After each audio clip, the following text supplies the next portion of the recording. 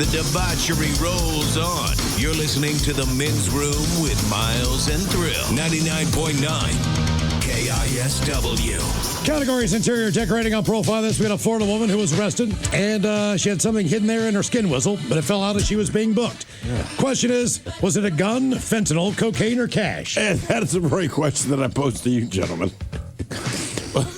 We'll start with Mike. You went with fentanyl. Yeah, I'm afraid.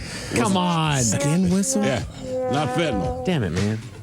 Ted Smith, you went with gun because you're Not always a going gun? to. Not a gun. Try harder, ladies.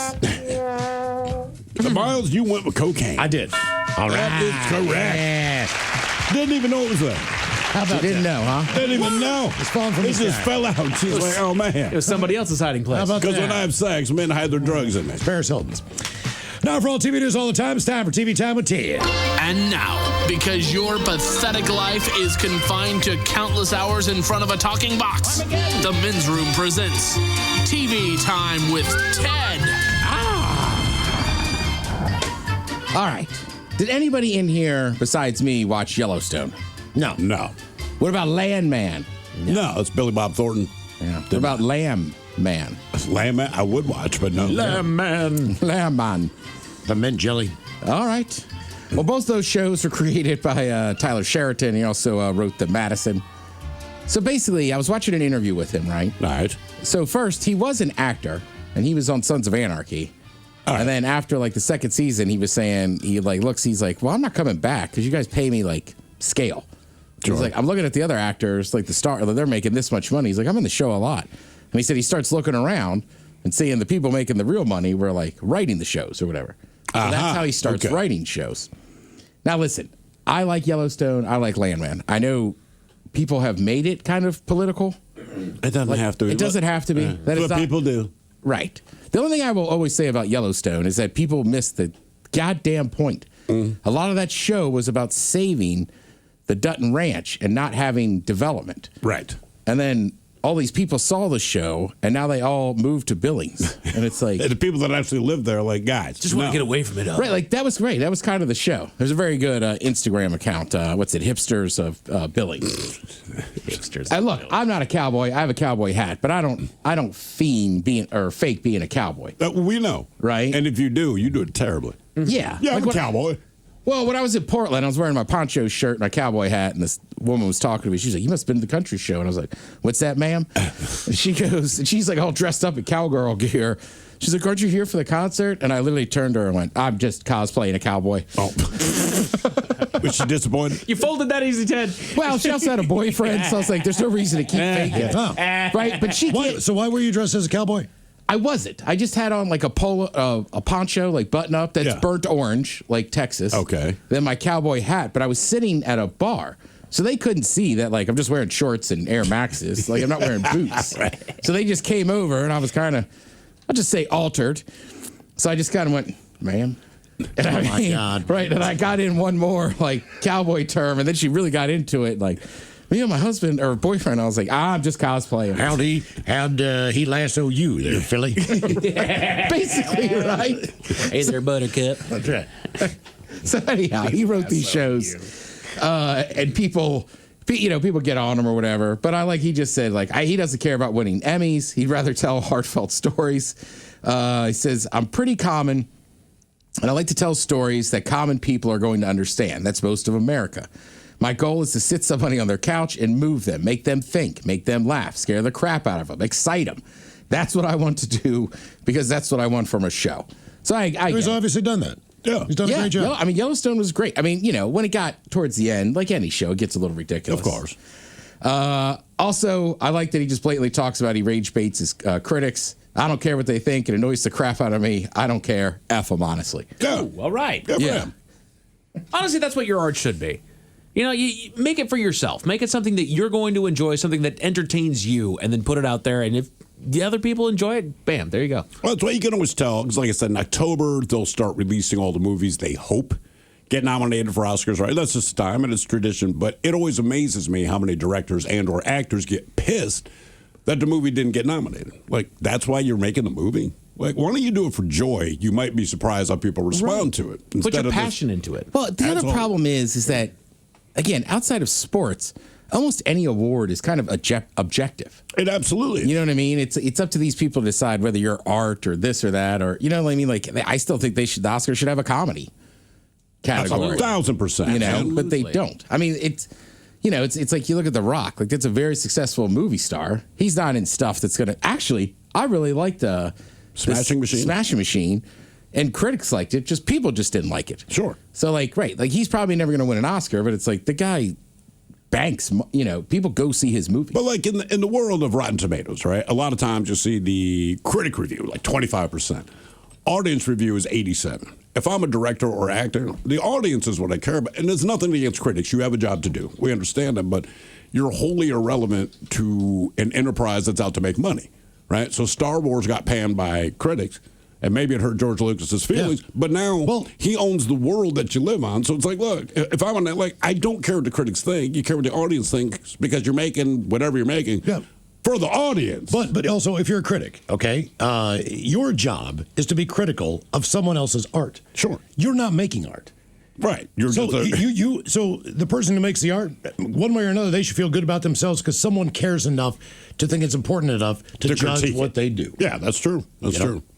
Yeah. I mean, look, it's the same with food critics, right? Sure. Like, you know, it's like we always joke around about asking a waiter what their favorite dish is. It's like, well, that waiter might have a completely different palate and what they like than you do. Yes.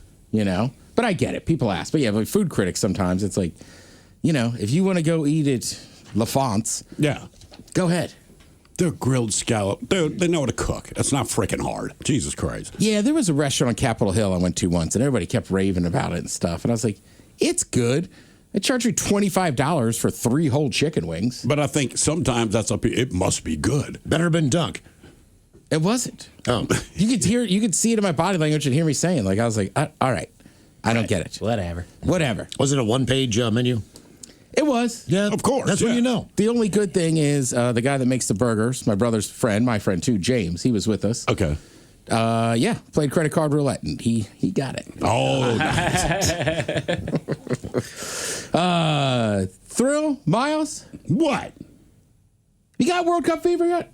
You know what? It's starting to go on. My temperature has gone up. I will right. say that. Miles? You can't walk into a bar in my neighborhood without it being on. And if you ask for the Mariners, people get pissed off. No, I've been watching it, man. I've been enjoying it. It's been great. You should have been telling me about it, Ted. I know. Yeah, I don't know. Maybe when it got to knockout round or something, but like I've absolutely been watching. The heat gets turned up a little bit. The Heat You know, definitely it does. does. Well- the games aren't nearly is going to be as friendly with the other fan groups too because True. you are in the knockout stage now. So it's it's do or die. I thought the Mexico match last night was fairly boring. Mexico scored early and then just kind of sat back and said, you know what, we're just going to hang out. Yeah, Ecuador just honestly They brought nothing to the credit to the Mexicans. Mexico looked good last night. They They just overmatched Ecuador.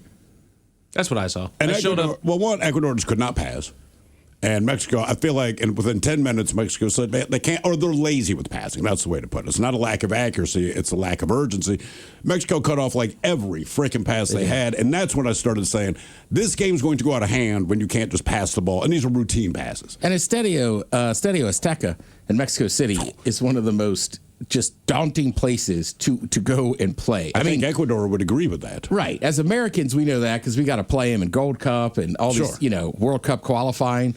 But for the Mexicans to be playing there in that stadium, which has some of the most famous, that's where the hand of God happened. Just unbelievable stuff. Hot off the presses, too. Sunday, you have the English going down to Mexico City to play the Mexicans. That's going to be insane. That's going to be insane. I rarely say this, but Viva la Mexico. Might get me a michelada. What food are you making this time? Well, I think you should go You Mexican. making enchiladas? I'm doing, mushy peas and fish and chips. mushy peas and guac. Maybe a little michelada and some fish and chips. Little Ortega You have to sauce? guess which one's the guac and which one's the mushy peas because they look very similar. But that'll be a wild match. So basically, the study here took into accountability about beer prices, water prices, hotel rooms, blah blah blah, and mosquito risk, and they ranked the top World Cup stadiums. Ooh, all right. Out of 12, bottom of the list, you have SoFi Stadium in Inglewood. See, it looks beautiful on television. Right. I think that, and we got hurt because of just prices. Yeah, I mean that's the beginning and end of it. I will say, shout out to the Scottish. Everybody was impressed when they were like doing their marches through Boston and everything. Those bastards marched through Inglewood. Oh, really? Yeah. That's because they just don't know. No. If someone had told them, right, that I'd been like, hey, maybe we go. But I don't think they would have cared. Know, yeah, probably. There's a lot of parts of Scotland that are not. Yeah. Yeah. They're very proud, very brave people. Yeah. Scotland, That's what I was going to say. Like, I think that's an agreement where everybody's like, what are they doing in the neighborhood? Then went, what are the amp they want? yeah. You know what I mean? That's one of those, like, those are two kind of tough fan bases. Oh, yeah. Inglewood in general. Bring it. Next on there, you have NRG Stadium in Houston. Is that just the heat? It could. Well, it's indoor. Okay. I mean, I saw the national title game there. It's a beautiful stadium. Sure. Well, I'm also going to assume it's very spread out. So Everything in Houston's spread out. So it's just probably not walkable, Oh, convenient. God, no. I can't tell you how long it took us to get from downtown Houston out to that stadium. And there wasn't even that much traffic because we went early. Everything's very spread out there. Yeah, and there was almost a tornado. I mean, it was rough. Look out. MetLife Stadium in New Jersey. Now, unfortunately, the World Cup final is there. Everybody almost agrees, American-wise, like that's the worst stadium. It's the worst stadium, so but far- it's the biggest market. I know, but it's so far away, and then you add on top of it, it just has no personality. No. You know, like Lumen Field has personality. You know what I mean? Like the overhangs and stuff. It was designed for soccer and football. Like everybody, like just goes. This is just a big. It's Jersey. It's just Yeah. Jersey. And it looks it's a like perfect definition of Jersey. It is. It's where Seattle won their first Super Bowl, so it's good enough for me. Yeah, that's a good point. The Link in Philly comes in at 8. Then you have AT&T Stadium in Arlington. Yeah. Number 6 on the list. This is the ranking of the World Cup stadiums. Hard Rock Stadium in Miami. Yeah. Hell yeah. Because you're in Miami. Miami knows how to do it right. They do. Look, I was just down there for that F1 race in May. Miami is fun. They make everything a party. But I kind of agree with the Scots. Like, outside of sporting events, like, Miami's just not my town. Okay. Now, when you were in Miami having a good time, were you mostly in South Beach? We were in Brickell.